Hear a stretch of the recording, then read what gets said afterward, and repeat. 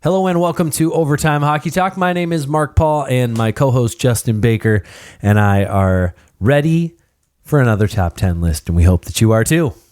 This time we've taken a little deviation away from the top 10 players on a team, and thanks to a request from CJ on Instagram, we have decided to do the top 10 players who have played over 1,000 games. CJ also, he submitted his list of guys, and he's pretty much spot on with most of the stuff that I have. There's kind of some obvious ones, but I think our list will share some guys. Yeah, I'm sure there'll be a couple up towards the top, especially. Yeah, yep. We'll any big differences we'll point out. We'll toss things out there. And hey, if in the future, if you have an idea for a top 10 list, maybe something a little more obscure that you'd like us to rank, we'd definitely be open to it. No promises, but can't promise things. But I think that we should just start with our just missed. So and just so that we're on the same page, we're not putting in players who are current, because obviously there's some guys who they haven't played 1,000 games yet, but there's a good chance that they'll hit that, and we'll see what they do at the end of their career. But these are all inactive players, and there are no goalies on this list because there's like 3 goalies who have played over 1,000 games. So everybody would be BS. everybody would be eligible for it. But if we could find all right, what's the number of games? Maybe it's like 500 for a goalie and 1,000 for a player. Yeah, that'd be fun. Because maybe we'll do a list of some goalies who've played a little less in the future. But for now, it is defenseman and forward, no active players, and you're just missed, sir. Yeah, my just missed 3 guys on my just missed as per typical. I got Paul Kariya, Bernie Geoffrion, and Boom Boom. Yeah, Boom Boom. And he's right there up on the wall. Yeah, he is. Yeah. I love that photo, by the way. And Alexei Yashin, hitting my just missed. Alexei Yashin. Interesting Yes. call there. I have Paul Kariya. He's the only one who I decided to include on there. People that also miss my list are guys who are like they're real high in goals per game, like a Cy Denny, guys who played like 300 games, and they're up at the top, like second all time in goals per game, because they played in the 1800s when there was like 20 games a season. 1800s. Sorry, the 1800s, 1920s. Yeah, the 1800s. Hey, the Stanley Cup was hockey, first awarded in like 1896. Did they keep stats back then, though? Not very good ones, probably, but so we'll go from there. Number 10. Who'd you have at 10? Number 10 for me, I have Pat LaFontaine. All right. Yep. Yeah, one of the better Americans to ever play the game, but unfortunately, no real hardware to go with it. Yeah, he also played on an interesting Buffalo Sabres team most of his career, and he went to the Rangers for a little while. Started off on the island. Yeah, Nobody and really the was playing there at the time either. The late 80s, they were just coming off their high. He did have 1,013 points in 865 games. That's 15th all-time for points per game and 16th all-time for goals per game. Yeah, pretty nice numbers. Yeah, real nice numbers. And he was an undersized guy, but yeah, it was concussions that ultimately led to his demise. Yeah, 32 years old when he retired. It's unfortunate. Pretty young. Did you consider Cam Neely at all for this list? Not really. Yeah, I didn't either. I mean, he came into my mind. He just didn't have the prolonged stats. It was one of those guys that, like, some of the guys on this list, all of them played over 700 games, except for one. All of them played over 700 games. Okay, on your list? On my list. All right. So this is kind of like guys who had a decent career in terms of length. Not guys who like, all right, you played 4 years and you might have been great. It's still my list is still full of guys who were unbelievable players. They just had their careers cut a little short and they didn't play as long as some other guys. But my number 10 is Alexander McGillney. Okay. LaFontaine's my 9, so not too far off. McGillney with 1,032 points in 990 games. He's, in terms of like all-time rankings, isn't super high on goals per game or points per game, 34th and 39th.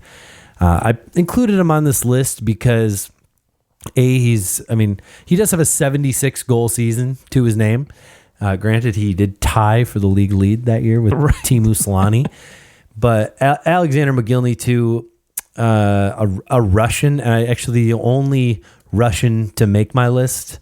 I think, no, sorry, there's two Russians made my list. 2 Russians. Okay. Yes. I'm interested to hear who the other one is. I'm pretty sure he's Russian. Okay. Right? Yeah, the other guy is Russian. I don't know who else you're talking about. I think so.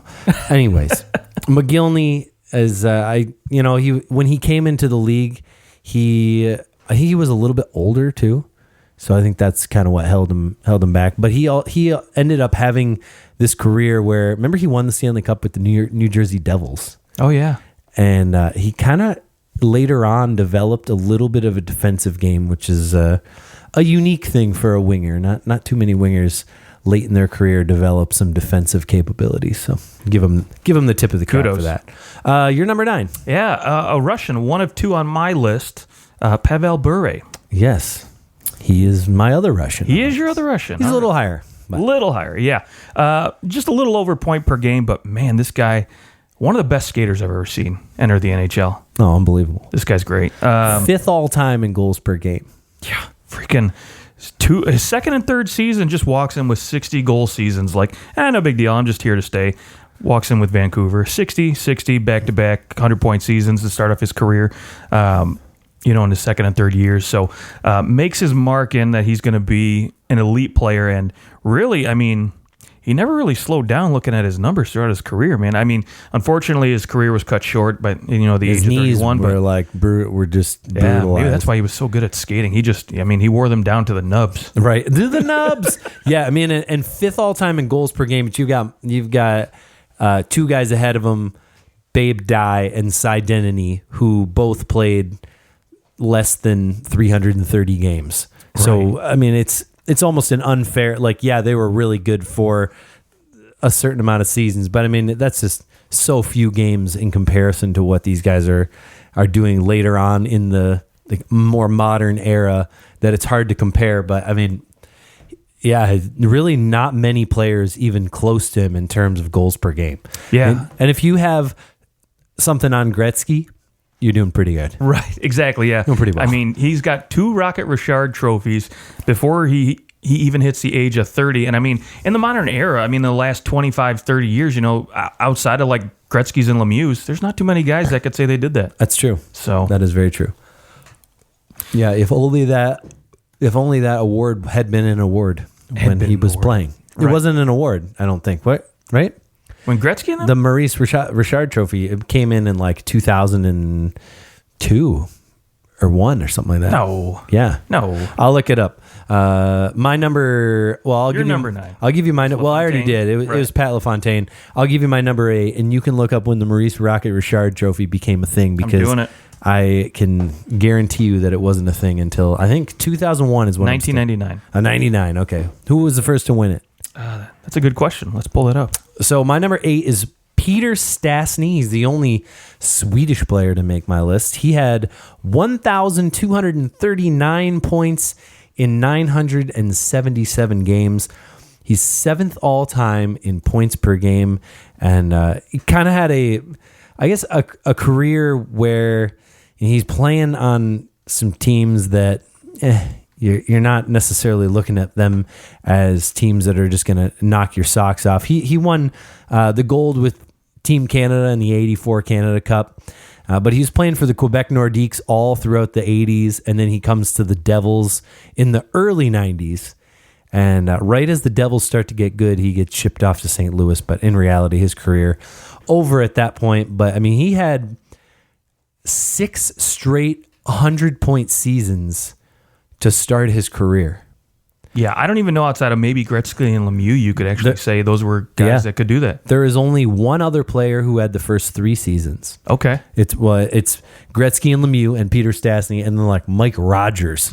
Who in reality, his first 3 seasons were like seasons 5 and 6 of his career. It's because he played the first 4 in the WHA. Oh, right, yeah. So, I mean, at that point, that's your prime. Right. So really, that hardly counts. That's like Panarin walking in and winning the Calder, right? Yeah. Right. It's just, it's not fair. Yeah, exactly. So it's unbelievable start to his career and, manages to, granted, he comes in at a time where things were pretty good in terms of goal scoring. Right. 109 points then isn't 109 points now.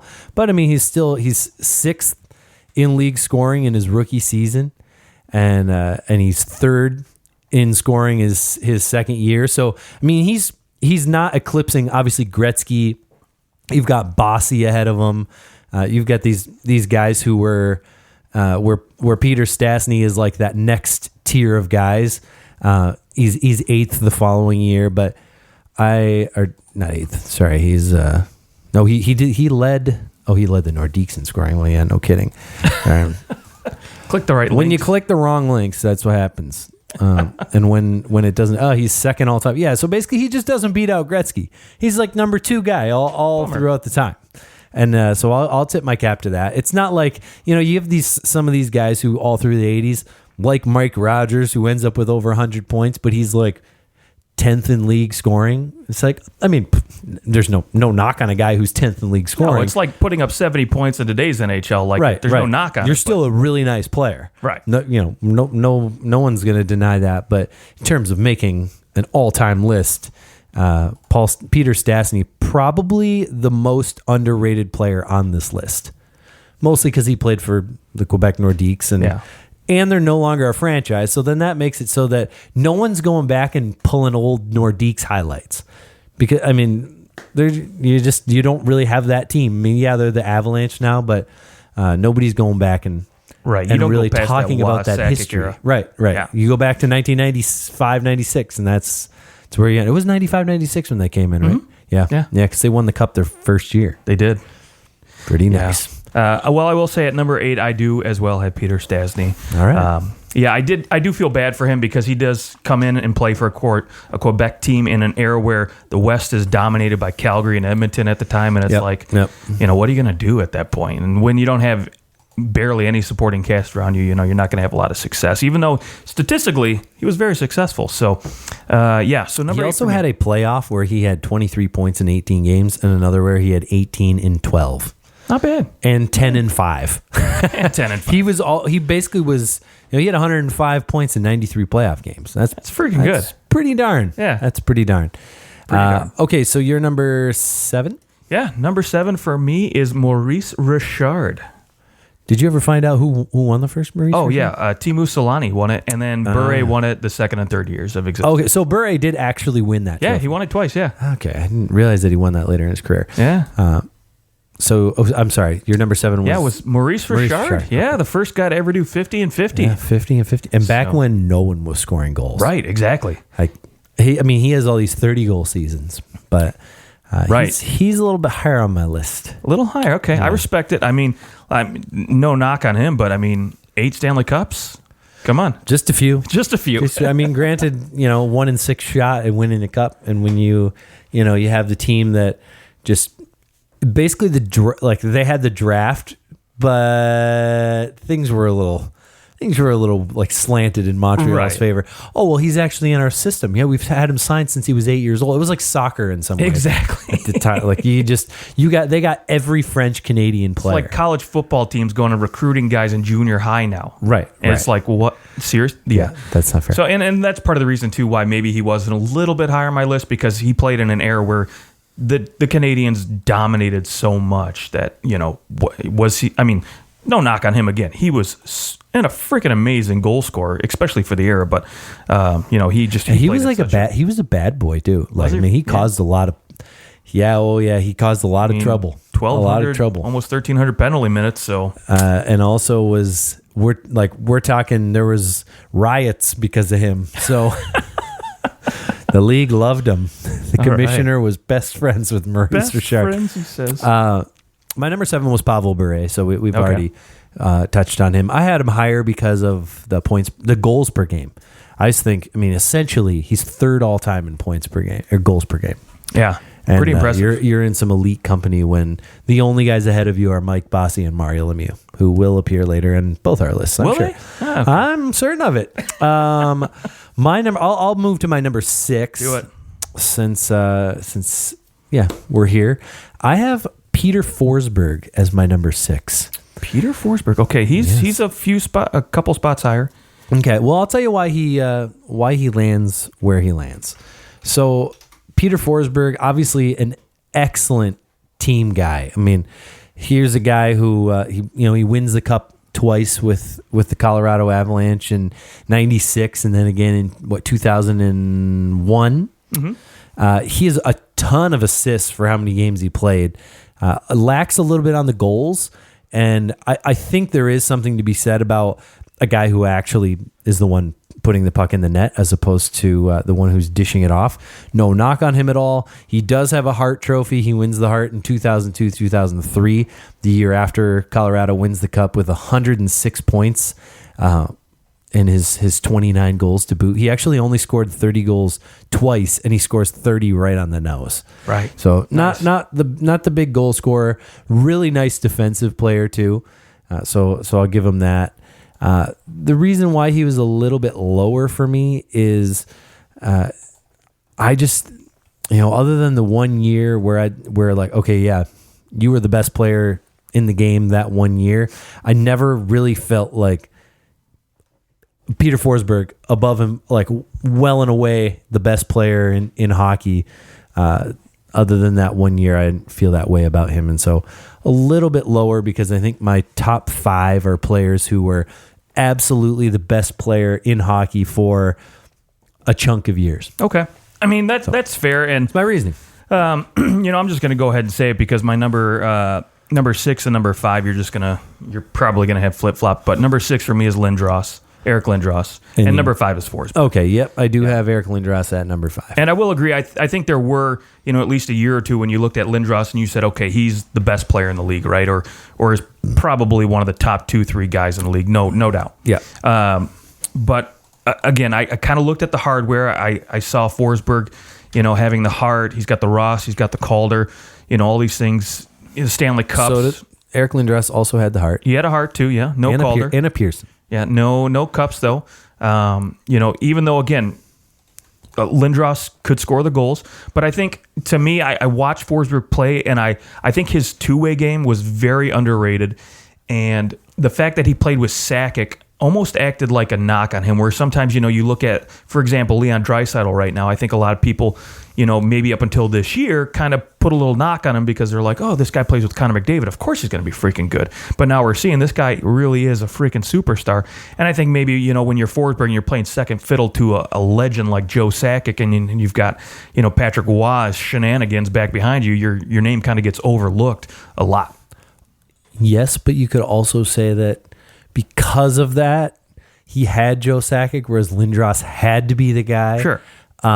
Also interesting about the Calder Trophy voting, and I just decided to look this up. Yeah, please. The guy who won the Calder was, of course, Teemu Selanne because he scored 76 goals. Well, of course. No knock there. He gets 100% of the first place votes. He gets 50 first place votes. Second was Joe Juneau for the Boston Bruins. A guy you don't. A guy that I tend to think about playing for the Washington Capitals because Right. that's who he was on the Capitals in 98 yeah. when they played the Wings in the finals. He had a 102-point season, but he's 25 years old in his rookie year. So or Panarin situation. The guy next ahead of him is Felix Potvin in net. So you got to love that. A goalie beat out Eric Lindros. Fantastic. And he was 21, but that's fine. Lindros was 19, by far the youngest. Selanne's 22. The guy behind Lindros for voting, who got 1 third place vote, was Vladimir Malikov, who was 24. But I look at this and I see some bias in here. Obviously, there's no bias in a guy who scored 76 goals to win the Calder. He deserved to win the Calder. Joe Juneau is 25, so You're not beating that home at all, are you? yeah. I mean, if you're a good player, yeah, okay. So you're already in the prime of your career. Lindros comes in as a 19-year-old. I think Felix Potvin got some votes because it's Toronto. That is more than possible. I will give you that. However, It's Toronto. I And he had a pretty nice season. 25, 15, and 7, and that 7 is back when there were some ties. So yeah, I mean, and he did have one assist. one assist. Stop it. Yeah. You know what though? The only knock And and Lindros pissed a lot of people off. yeah, there was that. Right, so I was gonna that's say that. He did you piss know a lot how of many people off, you're but- going to get going. Well, I'm never giving him this. I'm never, and I'll bet you that people probably refused to vote for him for the Hart when he won it in 94, 95, which is like Yeah. 2 years later he wins the Hart. Oh, I'm sure. You know, and with Lindros too. You know, there was a lot of hype around this guy too. Just much like Connor McDavid and Sidney Crosby, where it's like this guy's a generational talent. He's going to come in and lead this team to Stanley Cup victory. Blah blah blah. Blah all this garbage. And so All this garbage. So I think maybe when he doesn't come in and have 100-point season, maybe they're like, oh well, maybe he's a couple of the voters I'm sure were probably at the point where they're like, oh well, maybe he's not the guy we thought he was, and again like you said, Toronto media were like, we're going to give the guy this guy some votes, and so I mean, there again, Eric Lindros a fine player, but to me I think the Stanley Cups and kind of just give him a slight edge for Forsberg for me over Lindros. Okay. All right. We'll go to my number 4 is a guy we already talked about. Yep. I have Maurice Richard. Okay. I have the Rocket much higher, And I don't at hate number it 4 at all. He is 13th all time for goals per game, and there's some seasons. If I don't know if I can't just, I'm not gonna be able to find it right now, but you can go back and you can look at goals per game in all the seasons, and I'm pretty confident that some of the lowest goals per game seasons are seasons where he's playing. Like the 50s were just, I think, the lowest scoring decade out of every decade, including the 90s. Unless maybe if you take a chunk from like 95 to 2004, you might be able to contend. But even so, I'm pretty confident that the 50s had some of the lowest scoring seasons of all time, and he's the guy leading the league consistently, like top 3 in scoring every year, and he does 50 and 50. Very few people have ever done that, and this is a time where, well, when he did 50 and 50, I don't know if I think they might have only, how many games did they even play? 60 games? No, Barely. Yeah.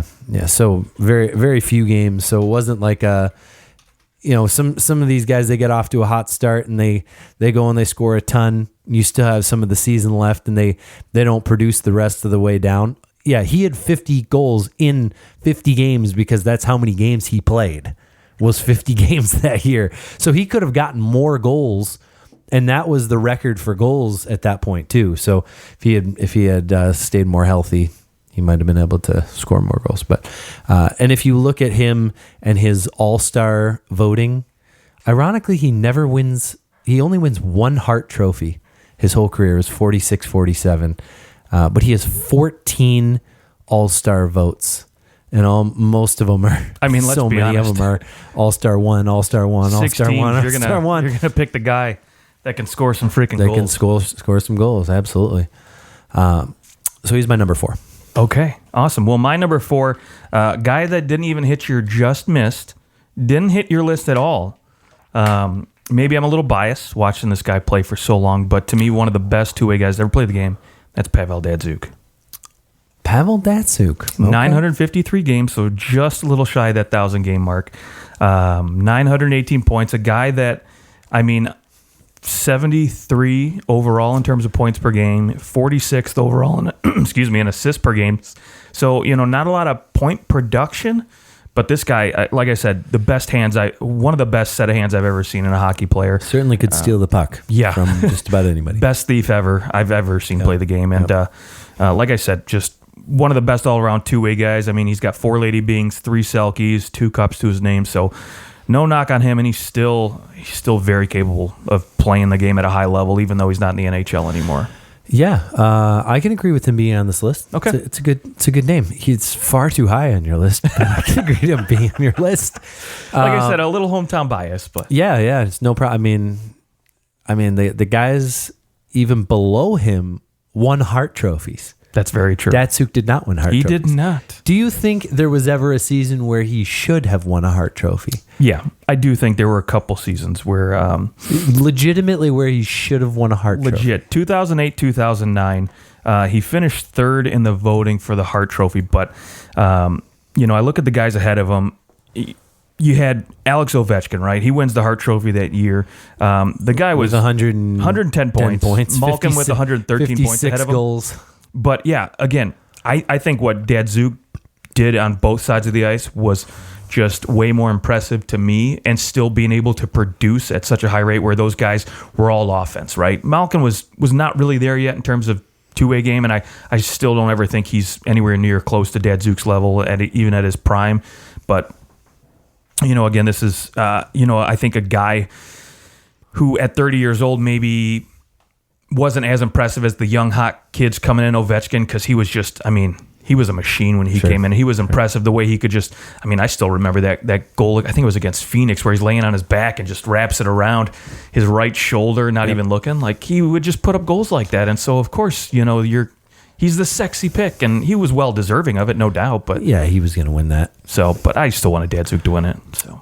Well, that's fair. What's interesting looking at those Hart Trophy voting, we're just talking about Lindros in the 92-93 season. Well, fast forward just shy of 20 years later, you go from having 50 people voting to in that season there was 134 people voting. So the voting almost triples to that particular year. So it's just obviously there's far more people voting, which is definitely good. Like, there's maybe less of a bias when you're in a position like that where you need to have people from every city voting in those trophies. Without a doubt. And so when you look at even now, just 10 years later from there, you have over 170 people voting for the Hart Trophy, and that number is just going to keep on climbing up.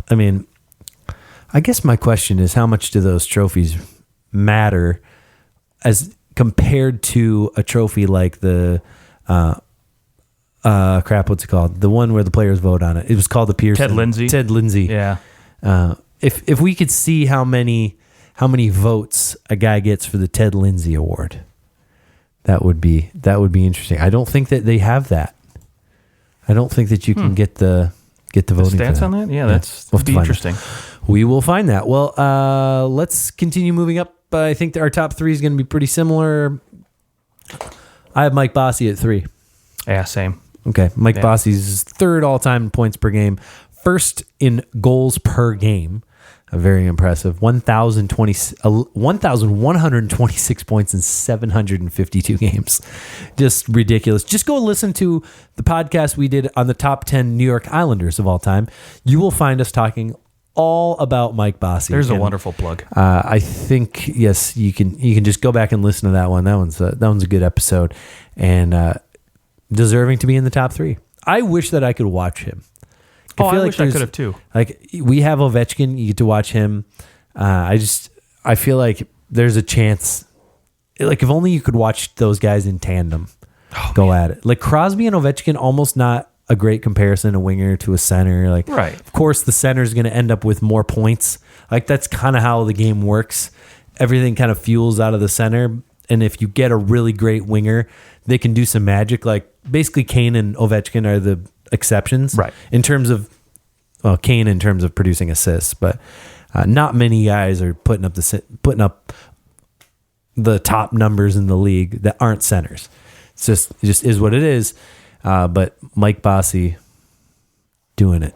Yeah, I really wanted to put him at number 2 for this, but when I look at the guy ahead of him, you can't, and the hardware just, it's nasty. It's really disgusting, and so it's very difficult to make the argument. Although I will say Mike Bossy for me is probably one of the best pure goal scorers I've ever seen play the game. I think I would have rather seen him play long term than Ovechkin, because I do think Bossy would have eclipsed the record and would have definitely been the all-time leading goal scorer over Gretzky.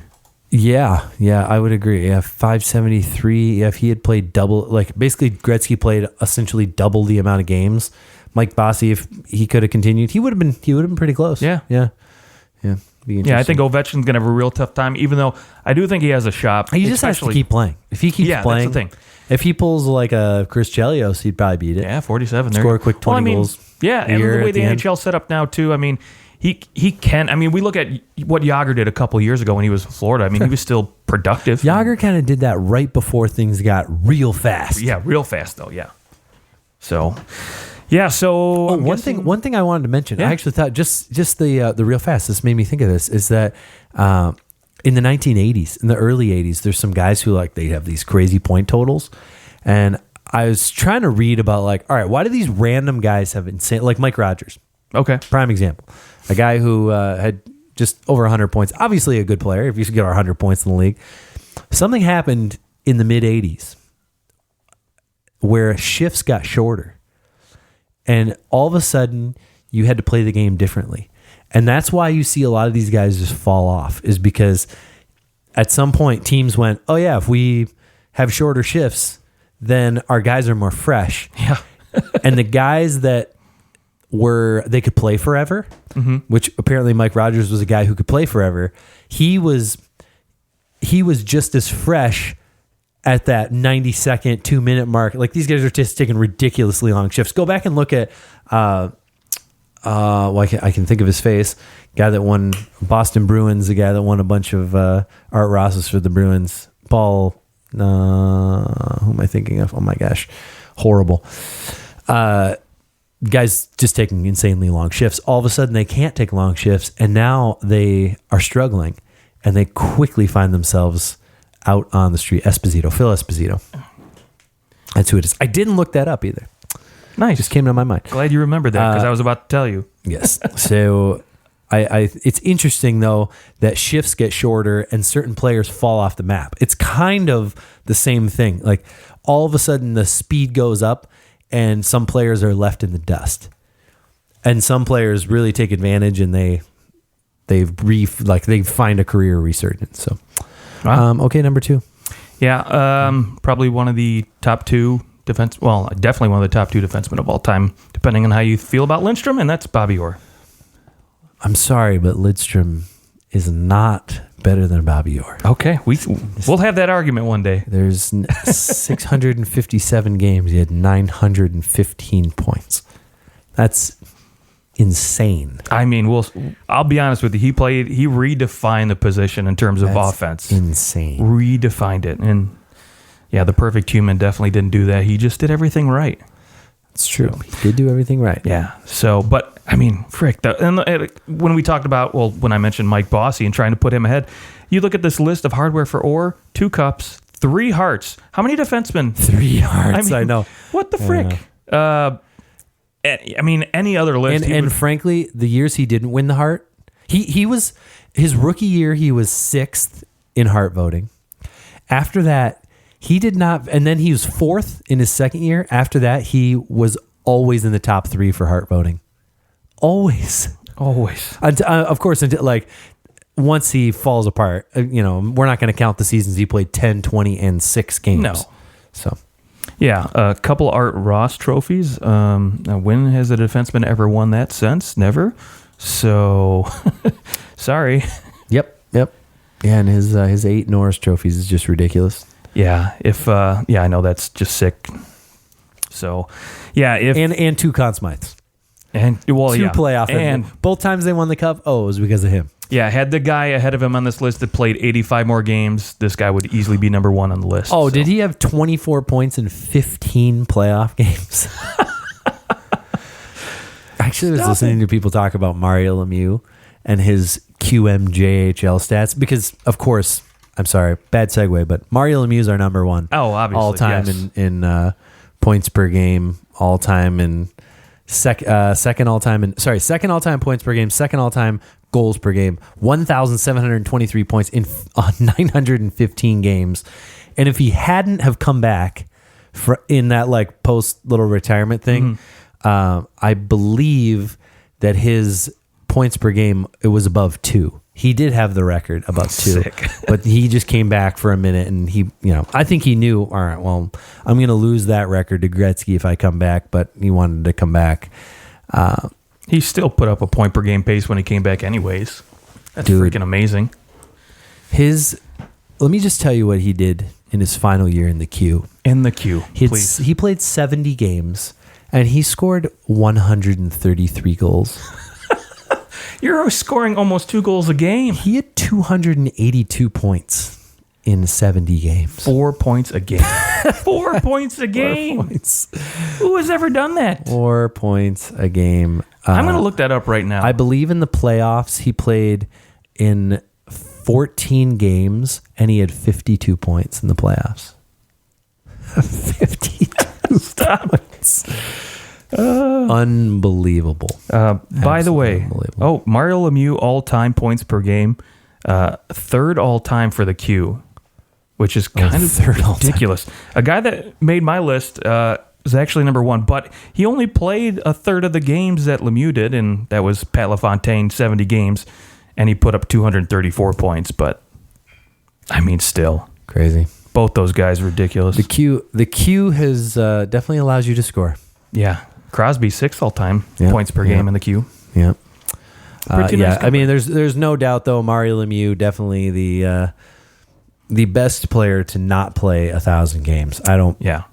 If your list is, your top 3 is different than ours in any way, come at us because I want to hear this. I actually think there's a way that you could have or higher than Lemieux on this list if you like, depending on how you value them. There also may be an argument to like, for players under 1,000 games, you're going to give this to Lemieux because he at least played kind of close to 1,000 games, and so he was able to put up a lot bigger numbers than Orr in that category. Sure, but on the other hand, you could say, I mean, Orr really is the prototypical like, hey, I didn't play very many games, but I still put up crazy numbers, and I was a what if type of guy. Like, right. Even though he is considered top 5 players of all time, he still is considered a like, man, if only this guy could have been healthy, he might have put up he could have put up 2,000 points. Who knows what he would have done? Right. Who knows what he would have done? I wonder that about our entire top 3. I mean, if those 3 guys had stayed completely healthy for 20 years in NHL, my goodness. It's crazy. Well, there is our top 10 players to play under 1,000 games. Let us know what you thought at OT Hockey Talk on Twitter and Instagram. And we will talk to you guys very soon.